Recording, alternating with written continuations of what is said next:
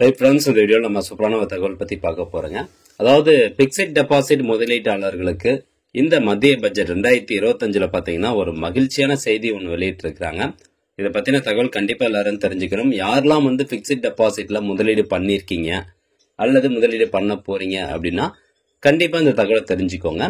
100% பயனுள்ள ஒரு இன்ஃபர்மேஷன். அதாவது இந்த யூனியன் பட்ஜெட் 2025 சூப்பரான ஒரு அறிவிப்பு கொடுத்திருக்காங்க. நிதியமைச்சர் நிர்மலா சீதாராமன் அவர்கள் என்ன சொல்லியிருக்காங்க அப்படின்னு கேட்டீங்கன்னா, இந்த பிக்ஸட் டெபாசிட் மூலமா உங்களுக்கு கிடைக்கக்கூடிய அந்த வட்டி தொகைக்கு டிடிஎஸ், அதாவது டாக்ஸ் டிடக்ஷன் அட் சோர்ஸ் அப்படின்னு சொல்லுவாங்க, அந்த டிடிஎஸ் பிடிக்கக்கூடிய அந்த லிமிட்டை நாங்க உயர்த்தி இருக்கோம் அப்படின்னு சொல்லியிருக்காங்க. ஸோ இது எதனால உயர்த்திருக்கோம் அப்படின்னா, இந்த டிடிஎஸ் உடைய அந்த பர்சன்டேஜ் உயர்த்தினதுனால, அந்த லிமிட் இன்க்ரீஸ் பண்றதுனால நிறைய பேர் இன்னும் பிக்ஸட் டெபாசிட்ல முதலீடு பண்ணுவாங்க. அதே மாதிரி பொதுமக்கள், ஜெனரல் சிட்டிசனா இருக்கட்டும், சீனியர் சிட்டிசனா இருக்கட்டும், ஸோ அவங்களும் பார்த்தீங்கன்னா தேவையில்லாம எக்ஸ்ட்ரா டாக்ஸ் கட்ட தேவையில்லை அப்படின்னு சொல்லியிருக்கிறாங்க. ஸோ அப்போ உண்மையாமே ஒரு மகிழ்ச்சியான அறிவிப்பு தான். ஸோ அதை பற்றி நம்ம ஃபுல்லாக தெரிஞ்சுக்கணும் இல்லையா? ஸோ வீடியோ அப்டே எந்த வரைக்கும் பார்த்துட்டு நிறைய பேருக்கு ஷேர் பண்ணி விடுங்க. ஸோ முதல்ல நம்ம இந்த பிக்ஸட் டெபாசிட்ல இருக்கக்கூடிய அந்த டிடிஎஸ், டாக்ஸ் டிடக்ஷன் சோர்ஸுக்கு என்னென்ன ரூல்ஸ் அண்ட் ரெகுலேஷன்ஸ் இருக்கு அப்படின்னு நம்ம பார்த்துடலாம். ஸோ பொதுவாகவே பிக்ஸட் டெபாசிட் நம்ம எதுக்காக போடுவோம்? நம்ம பண்ணக்கூடிய அந்த முதலீட்டுக்கு எந்த ஒரு பாதிப்பும் வரக்கூடாது. அதே மாதிரி நம்ம பண்ண அந்த முதலீடு மூலமா நம்மளுக்கு ஒரு நல்ல இன்ட்ரெஸ்ட் அமௌண்ட் கிடைச்சிட்டு இருக்கணும் அப்படிங்கிறதுக்காக தான் மிடில் கிளாஸ் பீப்புள்ல முக்காவாசி பேர் இந்த பிக்ஸட் டெபாசிட் நம்ம போட்டிருக்கோம். ஸோ அதனாலதான் இந்த பிக்ஸட் டெபாசிட்டுக்கு ஒரு நல்ல ஒரு இன்ட்ரெஸ்ட் ரேட்டும் கொடுப்பாங்க. அதே மாதிரி டாக்ஸும் கொண்டு வந்திருக்கிறாங்க. ஓகே, இப்போ இந்த பிக்ஸட் டெபாசிட் மூலமா கிடைக்கக்கூடிய அந்த இன்ட்ரெஸ்ட் அமௌண்ட்டுக்கு யார் ரெஸ்பான்சிபிள் டாக்ஸ் பிடிக்கிறதுக்கு அப்படின்னு கேட்டீங்கன்னா, இப்போ நீங்க பேங்க்ல பிக்ஸட் டெபாசிட் போட்டிருந்தீங்கன்னா பேங்க்காரங்க டாக்ஸ் பிடிப்பாங்க. அது எத்தனை பர்சன்டேஜ் அதை பிடிச்சிருவாங்க. அதே மாதிரி இப்போ ஒரு போஸ்ட் ஆஃபீஸ்ல போட்டிருந்தீங்கன்னா போஸ்ட் ஆஃபீஸ் தான் ரெஸ்பான்சிபிள். இல்லை நான் என்பிஎஃப்சியில் போட்டிருக்கேன் அப்படின்னா அவங்க தான் ரெஸ்பான்சிபிள். ஸோ அப்போ அந்த பர்சன்டேஜ் எத்தனை பர்சன்டேஜ் பிடிப்பாங்க அப்படின்னு கேட்டீங்கன்னா, இப்போ ஒரு த்ரெஷ்ஹோல்ட் லிமிட் வச்சிருக்காங்க. இப்போ இருக்கக்கூடிய த்ரெஷ்ஹோல்ட் லிமிட் ஜெனரல் சிட்டிசன்ஸ்க்கு பார்த்தீங்கன்னா, அதாவது 60 வயசு கீழே இருக்கக்கூடிய நபர்கள் பிக்ஸட் டெபாசிட்ல முதலீடு பண்ணாங்க அப்படின்னா 40,000 ரூபாய் ஒரு வருஷத்துக்கு பிக்ஸட் டெபாசிட் மூலமா அவங்க 40,000 ரூபாய் தான் இன்ட்ரெஸ்ட் அமௌண்ட் வருது, வட்டி தொகை வருது அப்படின்னா ஒன்றும் பிரச்சனை கிடையாது, டாக்ஸ் பிடிக்க மாட்டாங்க. இன்கேஸ் 40,000 ரூபாய்க்கு மேல அவங்களுக்கு வட்டி தொகை கிடைக்குது அப்படிங்கிற பட்சத்தில் அந்த 40,000 ரூபாய்க்கு மேல எவ்வளவு அமௌண்ட் இருக்கோ அதில் 10% பாத்தீங்கன்னா டாக்ஸ் பிடிப்பாங்க. ஸோ இது ஜெனரல் சிட்டிசன்ஸ்க்கு. இதே சீனியர் சிட்டிசன்ஸ்க்கு பாத்தீங்கன்னா 50,000 ரூபாய் லிமிட் வச்சிருக்காங்க. இப்ப இருக்கக்கூடிய லிமிட் 50,000 ரூபாய். ஸோ இந்த லிமிட் தான் இந்த யூனியன் பட்ஜெட்ல இன்க்ரீஸ் பண்ணியிருக்கிறாங்க. இது பேன் கார்டு அவங்களுடைய பேங்க் அக்கௌண்ட் கூட லிங்க் ஆயிருந்தா மட்டும்தான் இந்த 10% tax. In case PAN card link பண்ணல அப்படிங்கிற பட்சத்துல 40,000 ரூபாய்க்கு மேல எவ்வளவு இன்ட்ரெஸ்ட் அமௌண்ட் வருதோ அதுக்கு 20% டாக்ஸ் பிடிச்சிருவாங்க. ஸோ பேன் கார்டு ரொம்ப முக்கியம். பிக்ஸட் டெபாசிட்ல முதலீடு பண்ண போறீங்க அப்படின்னா பேன் கார்டு ரொம்ப முக்கியம்.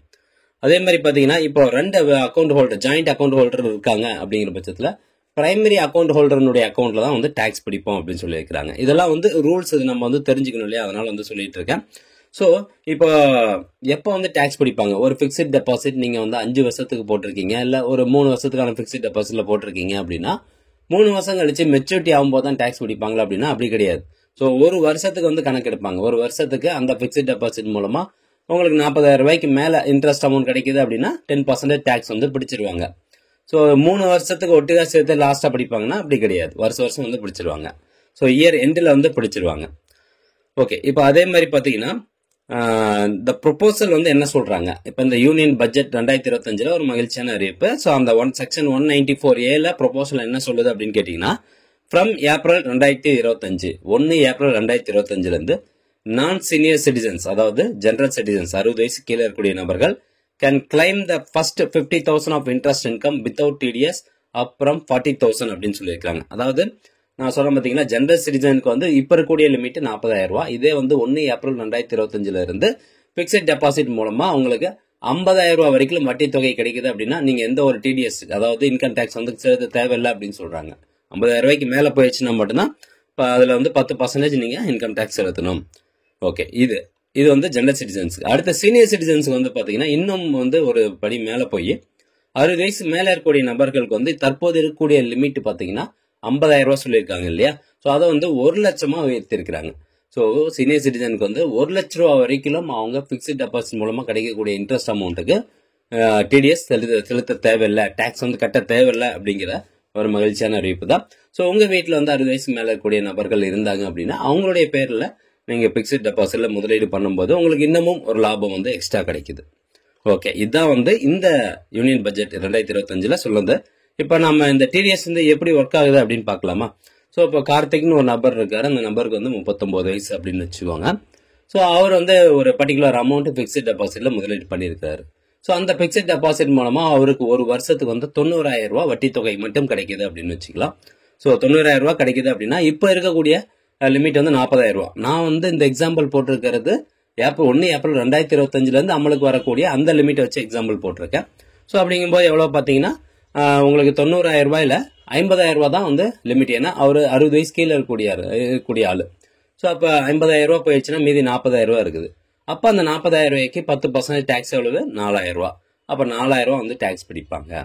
அதே வந்து இப்போ இருக்கக்கூடிய லிமிட்ல வந்து பார்க்கும்போது 5,000 ரூபாய் டேக்ஸ் பிடிப்பாங்க. ஏன்னா லிமிட் வந்து 40,000 தானே. அடுத்த ஒரு எக்ஸாம்பிள் பார்க்கலாம். இப்போ கார்த்தியோட அப்பா இருக்கிறாரு. அவருக்கு வயசு 62 வயசு. ஸோ அப்போ இவர் சீனியர் சிட்டிசன் கேட்டகரியில் வந்து வராரு. ஸோ அவர் முதலீடு பண்ண அந்த எஃப்டிக்கு வந்து 90,000 ரூபாய் வட்டி தொகை கிடைக்குதுன்னு வச்சுக்கலாம். ஆனால் 1 ஏப்ரல் 2025 அவங்களுக்கான லிமிட் எவ்வளவு? 1 லட்சம் ரூபாய். அப்போ 90,000 ரூபாய் தான் வட்டி தொகை கிடைச்சிருக்குது. அப்போ அவர் எந்த ஒரு டிடிஎஸும் செலுத்த தேவை கிடையாது. டேக்ஸ் வந்து கட்ட தேவையில்லை. இதே இப்போ இருக்கக்கூடிய லிமிட் படி பார்த்தீங்கன்னா 50,000 ரூபாய் தான் லிமிட் சீனியர் சிட்டிசன்ஸ்க்கு. அப்போ 90,000 மைனஸ் 50,000 40,000 ரூபாய் வருது. அப்போ சீனியர் சிட்டிசனாக இருந்தாலும் 4,000 ரூபாய் இப்போ டேக்ஸ் பே பண்ணியிருக்கணும். அதே வந்து 1 ஏப்ரல் 2025 பார்த்தீங்கன்னா எந்த ஒரு டேக்ஸும் செலுத்த தேவையில்லை. ஓகே, இப்போ எனக்கு வந்து டேக்ஸ் எனக்கான இந்த இன்ட்ரெஸ்ட் அமௌண்ட் வந்து அதிகமாக கிடைக்குதுங்க. ஆனால் எனக்கு அந்த டேக்ஸ் வந்து பிடிக்கக்கூடாது அப்படின்னு நினைச்சீங்கன்னா அந்த இயர் ஸ்டார்டிங்லேயே, அதாவது இந்த ஃபினான்ஷியல் இயர் ஸ்டார்டிங்லேயே பேங்க்ல வந்து நீங்கள் ஃபார்ம் 15G, அதாவது 60 வயசு கீழே இருக்கக்கூடிய நபர்களாக இருந்தீங்கன்னா ஃபார்ம் 15G வந்து ஃபில் பண்ணி கொடுத்துடணும். 60 வயசுக்கு மேலே இருக்கக்கூடிய நபர்கள் ஃபார்ம் 15H வந்து சப்மிட் பண்ணி கொடுத்துடணும். இந்த ஃபார்ம் எதுக்கு அப்படின்னா என்னுடைய அந்த வருமான வரம்பு வந்து லிமிட்டுக்குள்ளதான் இருக்குது. வருமானம் வந்து அந்த டேக்ஸ் லேப் ரேட்டுக்குள்ளதான் இருக்குது. அதனால எனக்கு வந்து டேக்ஸ் அப்ளிகபிள் கிடையாது அப்படின்னு சொல்றோம். இப்போ உதாரணத்துக்கு இப்போ புதுசா யூனியன் பட்ஜெட் 2025 என்ன சொல்லியிருக்காங்க? 12,70,75,000 ரூபாய் வரைக்கும் டேக்ஸ் கிடையாது. நீங்க 0% டேக்ஸ் வந்து பே பண்ணிக்கலாம் அப்படின்னு சொல்லியிருக்காங்க இல்லையா? ஸோ அப்போ உங்களுடைய இன்கம் லிமிட் வந்து 10 லட்ச ரூபாய் இருக்குது. இந்த எஃப்டி மூலமா இன்னும் ஒரு 1 லட்ச ரூபாய் வருதுன்னா உங்களுடைய இன்கம் லிமிட் எவ்வளவு? 11 லட்சம் தான். 12,70,000 ரூபாயில 11 லட்சம் தான் உங்களுக்கான இன்கம் வருது.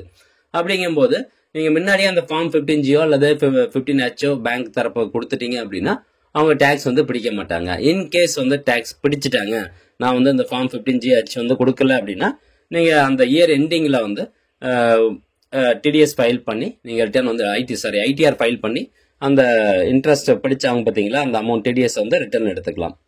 ஸோ ஃப்ரெண்ட்ஸ், கண்டிப்பாக இந்த தகவல் உங்களுக்கு பயனுள்ளதாக இருக்கும் அப்படின்னு நினைக்கிறேன். மீண்டும் அடுத்த ஒரு நல்ல பதிவில் சந்திக்கலாம். நன்றி, வணக்கம்.